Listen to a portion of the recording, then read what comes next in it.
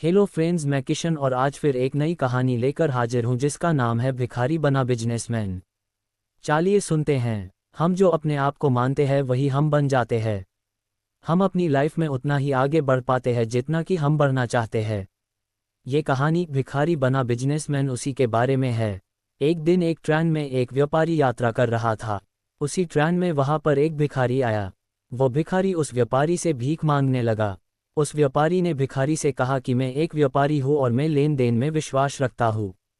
तुम्हारे पास कुछ है मुझे देने के लिए, तभी मैं तुम्हें कुछ दूंगा। उस व्यापारी की बात ने इस भिखारी के दिल को छू लिया।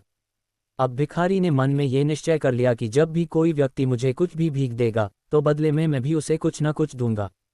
वो भिखारी बहुत सोचने लगा कि मैं लोगों को क्या दूं, तभी उसकी नज़र बचीगे में लगे फूलों पर गई। वो वहां से कुछ फूल तोड़कर लाया और जो भी इंसान उसे भीख देता बदले में ये भिखारी उसे फूल देने लगा।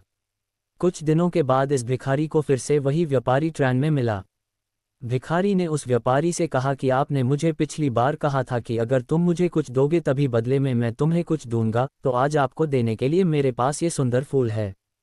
उस व्यापारी ने इस भिखारी से फूल लेकर उसे बदले में बहुत अच्छी भीख दी और कहा कि आज तो तुम भी मेरी तरह एक व्यापारी बन गए हो। उस व्यापारी की बात सुनकर वो भिखारी मन ही मन बहुत खुश हो गया था और वो सोचने लगा कि अब तो मैं भी एक व्यापारी ही हूँ, क्योंकि व्यापार में यही तो होता है कि हम किसी को कुछ देते हैं और बदले में हमें कोई कुछ देता है। कुछ दिनों के बाद ये भिखारी और वो व्यापारी एक ही ट्रेन से जा रहे थे। लेकिन अब ये भिखारी पहले जैसा नहीं था, वो अब सुंदर लग रहा था और उसके कपड़े भी अच्छे थे। इस बार इस भिखारी ने उस व्यापारी से पूछा कि क्या तुमने मुझे पहचाना?